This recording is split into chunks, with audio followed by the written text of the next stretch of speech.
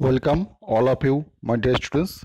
Welcome to my online contracts and accounts subject. As we already have completed unit number 1 and unit number 2,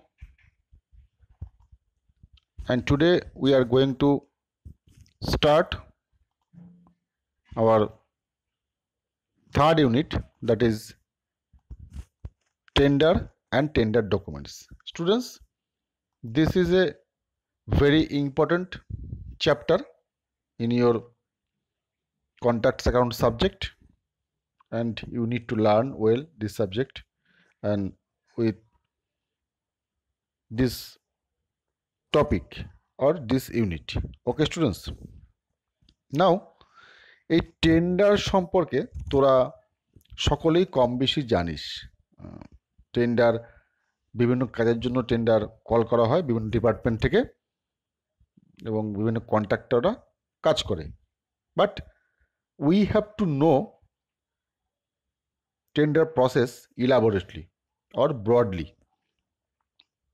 and what is the execution procedure through this tender.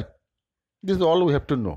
Okay students, first of all we have to know the definition of tender. Tender এর বাংলা হচ্ছে আহ্বান করা।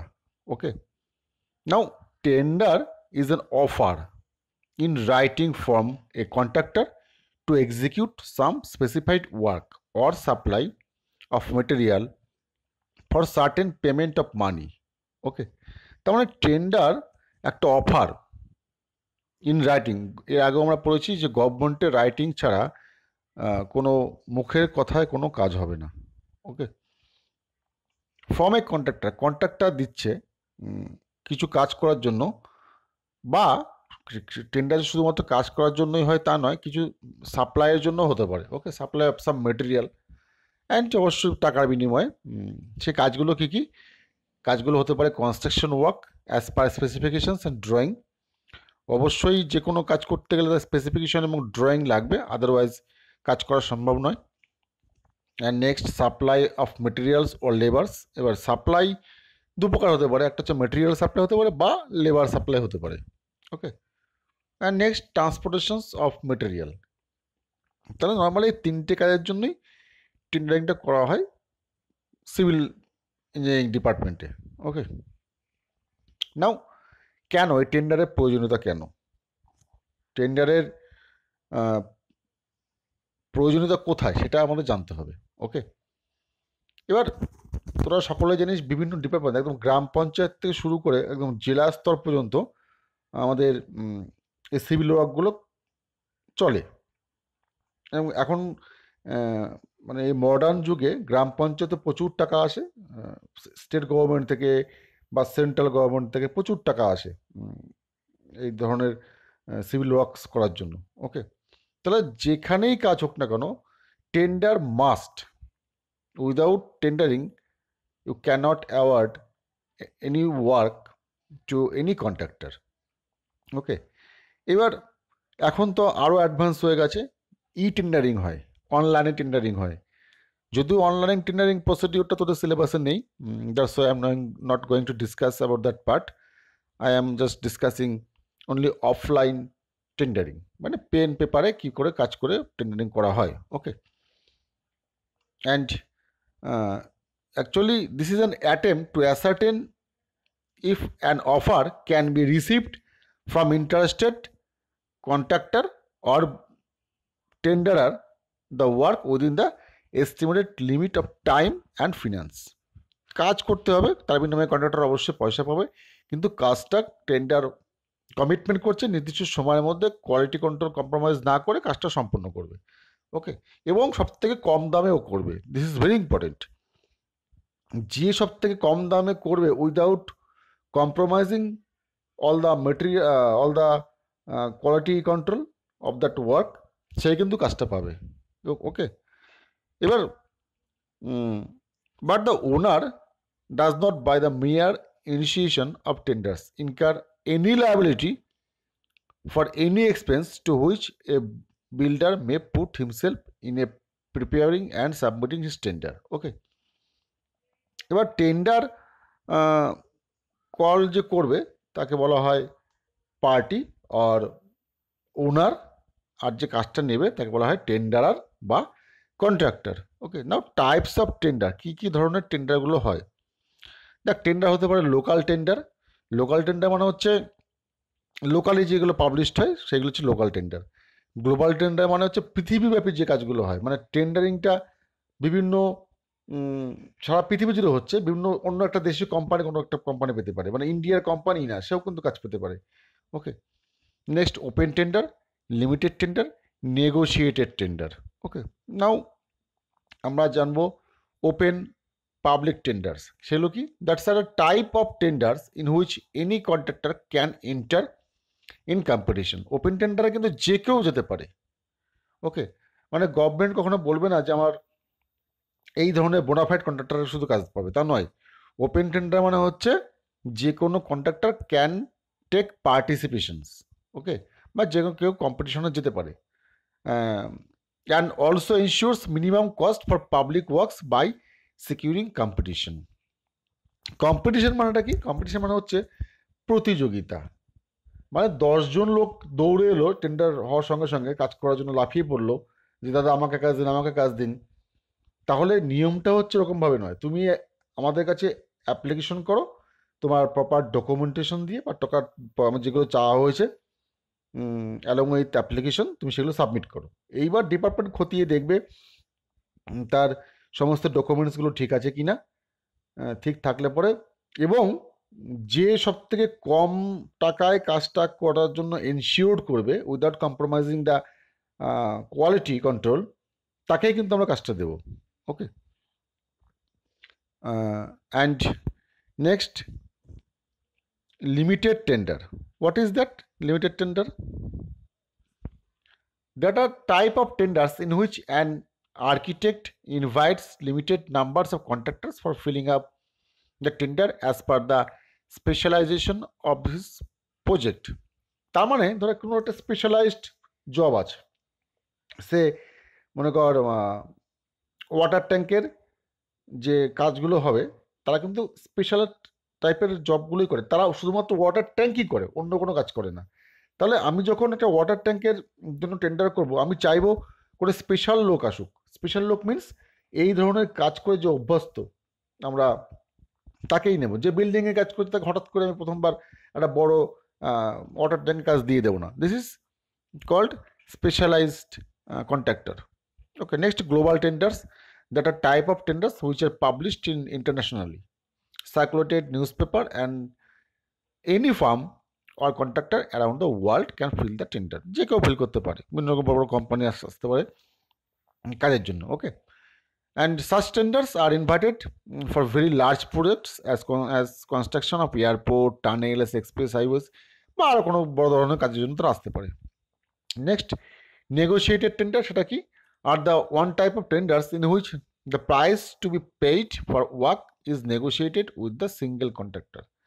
মানে এটা হচ্ছে particularly কোনো একটা কন্ট্রাক্টরের সঙ্গে পার্টি বা ওনার কথা বলে দর কষাকষি করে কাজটা সেটেল করে। এটা কিন্তু দেখ খুব বড় ধরনের কাজে এই ধরনের টেন্ডার অ্যাকসেপ্টেড না, এবং গভর্নমেন্টের কোনো কাজেই কিন্তু এই ধরনের টেন্ডার অ্যাকসেপ্টেড নয় উইদাউট অ্যান এমার্জেন্সি। বন্যার সময় কোনো কাজ করতে হবে, নদীর পাড় ভেঙে যাচ্ছে, কাজ করতে হবে, সেসব ক্ষেত্রে কিন্তু এই ধরনের নেগোশিয়েটেড কন্ট্রাক্টর কিন্তু কাজে লাগে, আদারওয়াইজ কিন্তু নর্মালি কাজে লাগে না। ওকে, নাও এনআইটি বা notice inviting tender, this is very important. What is NIT? NIT মানে নোটিস ইনভাইটিং টেন্ডার, যেটা ছাপা হয়, যে নোটিশটা ছাপা হয়। কী কী থাকবে এনআইটির মধ্যে? The tender notice should be as short as possible to save heavy advertisement charges. তাহলে টেন্ডার করার প্রসিডিউর কি? টেন্ডার করার প্রসিডিউর হচ্ছে আমরা এস্টিমেটটা করে নিয়েছি, তার মধ্যে অ্যাডমিনিস্ট্রেটিভ অ্যাপ্রুভাল, ফিনান্সিয়াল স্যাংশন হয়ে আছে, কাজটা টাকা চলে এসছে, এইবার আমি টেন্ডারিংয়ে যাচ্ছি।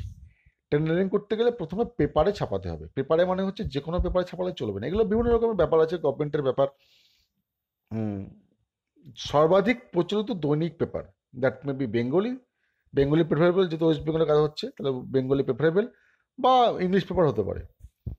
সেই নিউজ পেপারে আমি দিলাম যে আমি অমুক অমুক অফিস থেকে এই কাজটা করছি, এই কাজটা করতে যাচ্ছি, যারা যারা ইন্টারেস্টেড আছো এই কাজটা করতে তারা অ্যাপ্লিকেশন করো। এইবার এই পেপারে ছাপাতে গেলে গভর্নমেন্টের কোনো কাজ হোক বা যেই টেন্ডারটা করুক, পেপারে পেপারওয়ালারা তো পয়সা নেবে। অ্যাডভার্টাইজমেন্টের চার্জ ইজ হিউজ।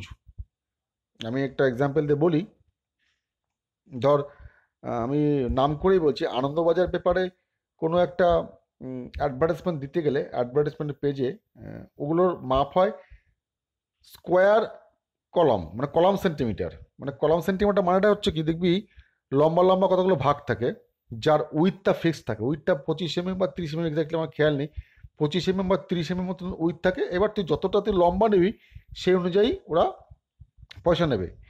এক এক কলাম সেন্টিমিটার মানে এক কলাম মানে হচ্ছে 1 ইঞ্চি, 1 ইঞ্চি লেন্থ আর উইথটা ফিক্সড। এইটুক জন্য মাপের জন্য আনন্দবাজারের চার্জ হচ্ছে প্রায় 5,000 টাকা।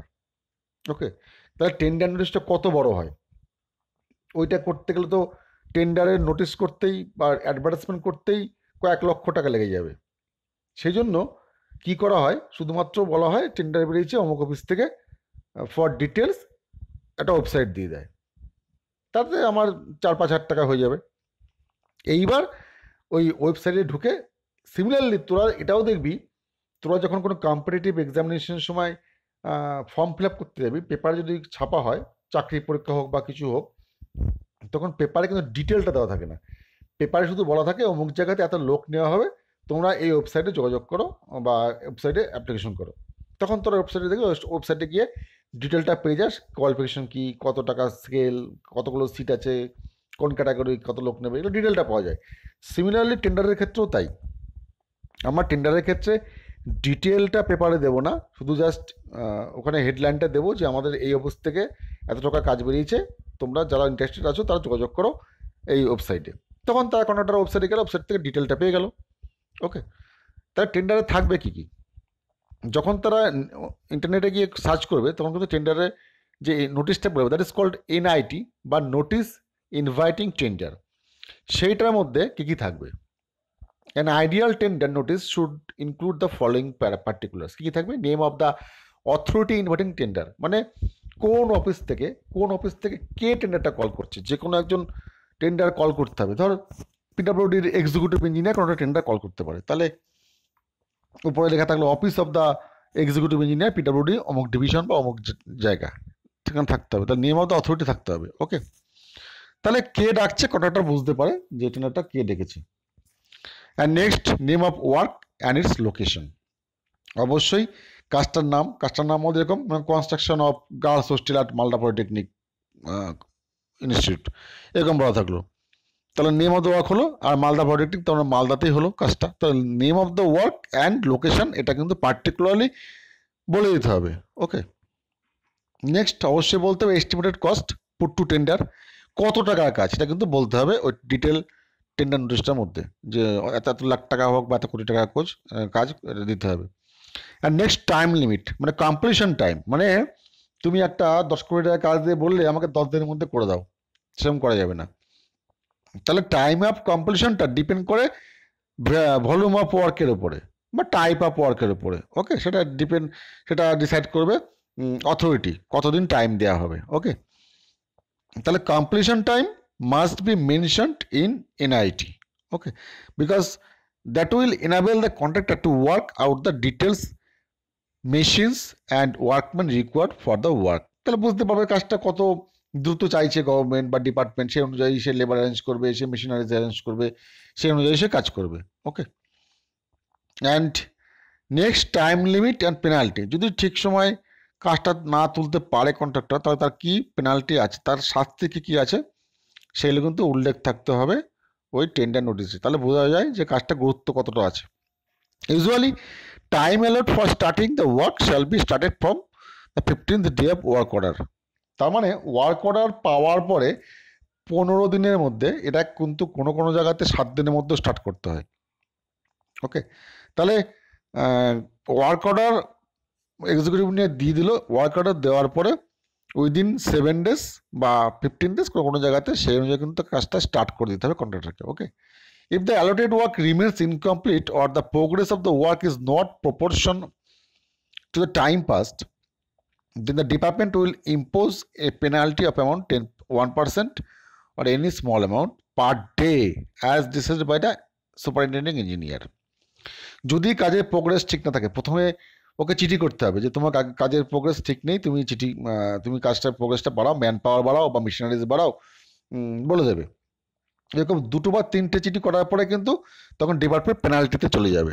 তখন বলা হবে তোমার বিল থেকে আমি এত % টাকা কেটে নেবো, তুমি যেহেতু কাজটা স্লো করছো, আমার লেট হয়ে যাচ্ছে। ওকে, আর নেক্সট আর্নেস্ট মানি ডিপোজিট বা earnest money required, this is very important. এটা কিন্তু আমরা পরবর্তীকালে এটা সম্বন্ধে ডিটেলে পড়বো। আর্নেস্ট মানি অ্যালং উইথ টেন্ডারে দিতে হবে, সেটা কিন্তু লেখা থাকতে হবে আর্নেস্ট মানি দিতে দেওয়ার কথাটা। আর্নেস্ট মানে কি, মানে তুমি কাজটা করার জন্য অ্যাসুরেন্স হিসাবে তুমি এই টাকাটা দিচ্ছ। তুমি লোয়েস্ট হলে টেন্ডারিংয়ের সময় তুমি ধরো লোয়েস্ট রেট কোট করলে তুমি টেন্ডার পেয়ে গেলে, টেন্ডার পাওয়ার পর তুমি কাজটা করলে না, তখন তো ডিপার্টমেন্টের লেট হয়ে যাবে, তখন ডিপার্টমেন্টকে আবার টেন্ডার করতে হবে। ওকে, এবার কি হয়, তাহলে তুমি 2% টাকা অফ এস্টিমেটেড ভ্যালুর তোমাকে কিন্তু টেন্ডারের সঙ্গে জমা দিতে হবে। ওটা অ্যাসিওর যে তুমি কাজটা করবেই, নাহলে তোমার 2% টাকাটা ফরফিট হয়ে যাবে। তার মানে কি, অ্যাসুরেন্স মানি হিসাবে আমি দিচ্ছি হচ্ছে earnest money. To make sure that the contractor is really interested in work, a security in the form of earnest money is required to be paid along with tender. Okay, tender সঙ্গে দিতে হবে। Form of security in the form of earnest money is required to be paid along with the tender. Okay, and the amount will be accepted in the form of cash, draft, check, bank guarantee or treasury চালান। এগুলো কিন্তু বলা থাকবে কোনটা accepted. এবার কোনো জায়গাতে cash accept করে না, এখন বলে হয় যে এনইএফটি করে দাও এই অ্যাকাউন্টে, বা ব্যাংক গ্যারান্টি নিয়ে এসো, বা ট্রেজারি চালান নিয়ে এসো, এগুলো কিন্তু বলে দেয়। Okay, and the availability of data and forms, complete information regarding the place and form of blank tenders and the other data are available should be mention. মানে কবে থেকে টেন্ডার ডকুমেন্টটা দেওয়া হবে ওই এক্সিকিউটিভ ইঞ্জিনিয়ার অফিস থেকে, সেটা কিন্তু mention করা থাকবে যে অমুক ডেট থেকে অমুক ডেট পর্যন্ত দেওয়া হবে। And in that NIT there must be written the last date of submission of tender and place and time of receipt of tender. মানে টেন্ডার জমা দেওয়ার শেষ দিন কবে, তোদের যেমন যে কোনো জায়গায় অ্যাপ্লিকেশন করতে গেলে লাস্ট ডেট অফ সাবমিশন কবে থাকে বা অ্যাপ্লিকেশন দেওয়ার শেষ দিন কবে, সেগুলো কিন্তু যে কোনো জায়গাতে তুমি মেনশন থাকে।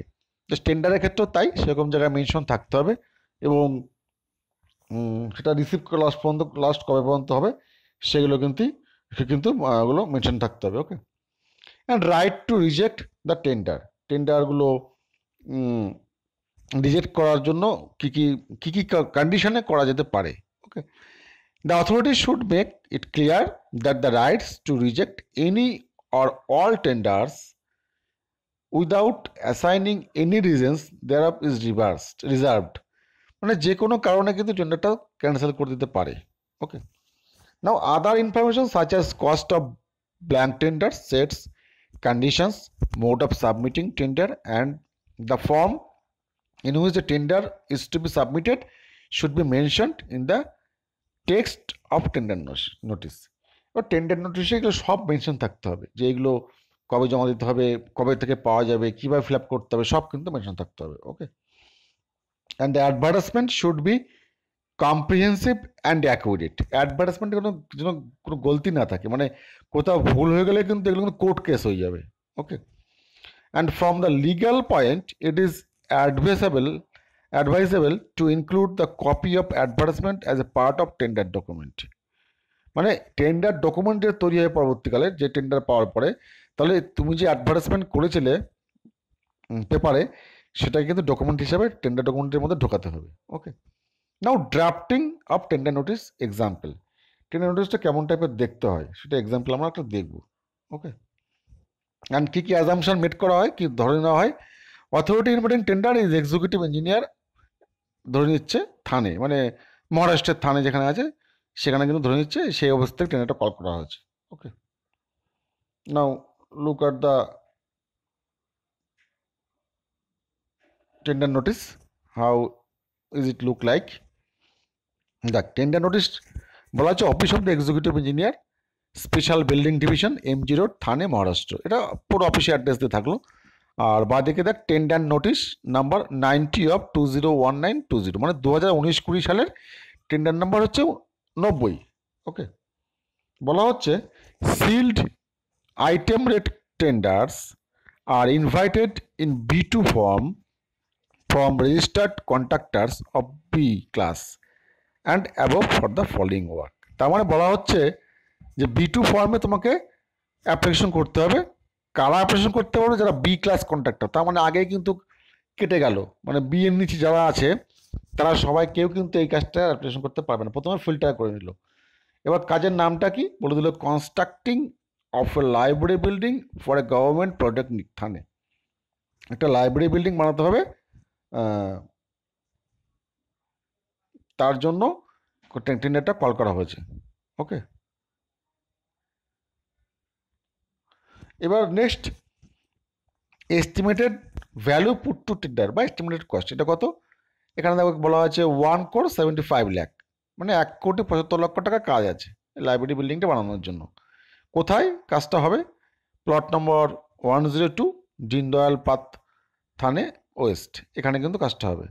আর্নেস্ট মানি, আর্নেস্ট মানি বলা আছে 1%, এটা কিন্তু ভ্যারি করে 1 to 2% হতে পারে। ওকে, তাহলে 1,75 লক্ষ টাকার 1% হচ্ছে 1,75,000 টাকা in the form of government treasury চালান। তার মানে এইটা টেন্ডার যখন জমা দেবে কন্ট্রাক্টর, তখন গভর্নমেন্ট ট্রেজারি অফিসে গিয়ে এই টাকাটা জমা দিয়ে একটা চালান নিয়ে আসবে। সেই চালানটা কিন্তু টেন্ডারের সঙ্গে জমা দিতে হবে সিকিউরিটি মানি হিসাবে, এই আর্নেস্ট মানি হিসাবে। ওকে, নেক্সট কমপ্লিশন পিরিয়ড বলা আছে 20 months including rainy season. 20 months বলা আছে রেনি সিজন ধরে নিয়ে। Okay, completion period and tender fee 2,000 per set in cash, non refundable. মানে এই যে টেন্ডারের জন্য যে ডকুমেন্টসগুলো বা টেন্ডার ডকুমেন্টস যেগুলো নিয়ে কন্ট্রাক্টর ফিল আপ করে জমা দেবে, এগুলো কেনার জন্য 2,000 টাকা পার সেট। এগুলো অনেক রকম ডকুমেন্ট হয়, সেইগুলো চার্জ ঠিক করে নেয় এগুলো ডিপার্টমেন্ট। এগুলো কোনো ফিক্সড কোনো চার্জ নেই, এগুলো কাজের ভলিউমের উপর ঠিক করে এগুলো ঠিক করা হয়। এগুলো গভর্নমেন্টের, এগুলো আর্নিং, গভর্নমেন্টের এগুলো হচ্ছে রেভিনিউ। এই টাকাগুলো বিভিন্ন রকম কন্ট্রাক্টর কাজ করতে আসে, হাজার হাজার লোক অ্যাপ্লিকেশন করবে, তাহলে এতগুলো টাকা গভর্নমেন্টে কিন্তু রেভিনিউ জেনারেট হয়ে যাবে, গভর্নমেন্টের ইনকাম হয়ে গেল এখান থেকে। ওকে, তার জন্য 2,000 টাকা ধার্য করা হয়েছে। Now blank tender forms with specifications, conditions and any information ETC can be had from the office of the undersigned. মানে বলা হচ্ছে যে ব্ল্যাঙ্ক টেন্ডার ফর্ম বা যা কিছু লাগবে টার্মস কন্ডিশন, সেগুলো কিন্তু এই এক্সিকিউটিভ ইঞ্জিনিয়ার অফিস থেকে পাওয়া যাবে। কবে থেকে কবে? 15/9 থেকে 15/10-এর মধ্যে, 11টা থেকে 3টের মধ্যে পাওয়া যাবে। ওকে, পেমেন্ট দিয়ে টাকাটা দিয়ে এটা টেন্ডার নোটিসের যে ফিটা 2,000 টাকা, সেটা দিয়ে কিন্তু টেন্ডার ফর্মটা নিতে হবে। And the completed tender should be submitted on before 20/10/2019। তার মানে আইদার 20 তারিখে বা তার আগে, 20 তারিখ লাস্ট ডেট আর কি বলা হচ্ছে। Last date of submission 20/10/2019 to the undersigned up to 3 PM, 3টের মধ্যে জমা দিতে হবে। ওকে, তারপরে কিন্তু জমা দিলে ক্যান্সেল হয়ে যাবে তার অ্যাপ্লিকেশনটা। Okay, and the undersigned reserve the right to reject any or all tenders without assigning any reasons thereof। এই যে আন্ডারসাইন যে আছে এক্সিকিউটিভ ইঞ্জিনিয়ার স্পেশাল বিল্ডিং থানে, তার অধিকার আছে পূর্ণভাবে এই টেন্ডারটা যে কোনো সময় ক্যান্সেল করে দেওয়ার জন্য। Okay, now extension of time limit for submission of completed tenders. যদি কিছু এক্সটেনশন টাইম থাকে, যদি মনে কর number of contractor is very less, সেক্ষেত্রে কিন্তু গভর্নমেন্ট বা ডিপার্টমেন্ট চাইলে টেন্ডারে এটা করতে পারে, এক্সটেন্ড করতে পারে। তোরা যেমন দেখিস যে কোনো পরীক্ষার লাস্ট ডেট অনেক সময় পেছায়, বা এই যে জেক্সপ্রো ফর্ম দেওয়া হয়, জেক্সপ্রো ফর্ম দেওয়া লাস্ট ডেট 2 বা 3 করে পেছায়, সেরকম যে কোনো জায়গায় এরকম হতে পারে, পেছাতে পারে। ওকে, সেগুলো ডিপেন্ড করে ওই কম্পিটেন্ট অথরিটির উপরে, তারা কীভাবে ভাবছে, তারা কীভাবে ঠিক করছে তার উপরে। Okay, the time period which the contractors get to prepare the tender is short and the same is brought to the notice of the concerned authority. Okay, and Next, important changes such as designs or plan itself are considered essential after issuing the tender notice. এগুলো কিন্তু drawing specification এগুলো সব ready রাখতে হবে। ওকে, কারণ এগুলো tender নোটিসের মধ্যে সব যাবে। Tender papers are not at ready for the office, মানে এগুলো রেডি না থাকার জন্য এক্সটেনশন হতে পারে, ড্রয়িং রেডি হয়নি এগুলোর জন্য এক্সটেনশন হতে পারে। ওকে, বা sufficient number of blank tenders forms are not sold সেই জন্য হতে পারে। বিভিন্ন রকম কারণে কিন্তু ডেটটা পেছোতে পারে। Okay, and extended date and time of issuing and accepting the tenders must be brought to the notice, এবং যদি এক্সটেন্ড করে এটা কিন্তু আবার নোটিস করতে হবে। Okay, now another example we will see here. Here is given construction of hostel building at your polytechnic campus costing 80 lakh। বাকিগুলো ধরে নাও, বলা আছে এটা তোমাদের ড্রাফট করতে হবে। আমরা সলভ করি, চল এটা। এবার সলিউশনে বলা আছে authority of inverting tender is the principal of institute, situation Malda, tender notice. এখানে বলেছে অফিস অফ দ্য প্রিন্সিপাল, আগেরটা ছিল office of the executive engineer, এটা হচ্ছে office of the principal, Malda polytechnic Malda. এবার টেন্ডার নোটিস নম্বর 10/2019, আগে যা ছিল এটা আবার 10 নম্বর, 2019 সালে 10 নম্বর টেন্ডার হিসেবে দেওয়া হয়েছে। ডেট বলা আছে 2/5/2019। ওকে, এখানে কি বলা আছে, sealed item rate tenders of form B2 are invited by principal of Malda polytechnic institute in Malda from registered contractor in appropriate class for the following work. এইভাবে নোটিশটা বার করা হয়েছে। ওকে, ডিটেলে নাও দেখ, এখানে একটা টেবিল করে দেওয়া আছে, নেম অফ দ্য ওয়ার্ক বলা আছে।